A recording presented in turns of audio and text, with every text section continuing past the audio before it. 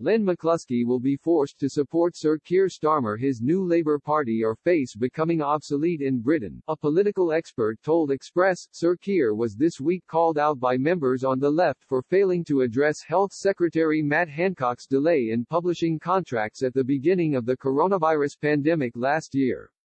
Today, he went as far as to claim that the public does not want Mr. Hancock to resign after his department was found to have acted unlawfully. Speaking to LBC this morning, he said, "At the moment in the middle of the vaccine, my strong feeling is that the vast majority of the public would say, for heaven's sake, what you should be doing here is making sure he's working really hard to get that vaccine rolled out properly, rather than calling for him to resign." Instead, he suggested the health secretary should apologize for his actions. Sir Keir added, "He should apologize and come and explain to the House. Of course, he should." Many, like the radical publication The Canary, argued that the Labour leader let the Conservative minister off the hook. It follows in a string of accusations against Sir Keir that he is not political enough to lead Britain's opposition party.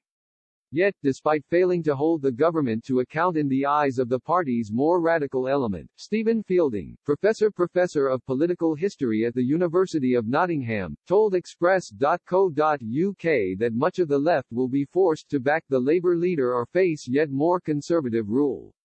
This was especially true of the country's trade unions. Unite, the UK's largest, is led by Len McCluskey. The outfit's General Secretary has clashed with Sir Keir on a number of occasions, most notably when Labour momentarily suspended former leader Jeremy Corbyn last year. Mr. McCluskey reacted by withdrawing 10% of Unite's funding to the party, of which it is the single biggest donor. However, as Professor Fielding explained, Mr. McCluskey and his colleagues will in the future be forced to back Sir Keir or risk becoming obsolete for another 4 years. Reflecting on Tony Blair's moving the party into its new Labour stage at the turn of the century, a far cry from its traditional socialist roots, and comparing the response from unions to today's landscape, he said, "Tony Blair had a great advantage when he became leader. Labour had been out of power since 1979.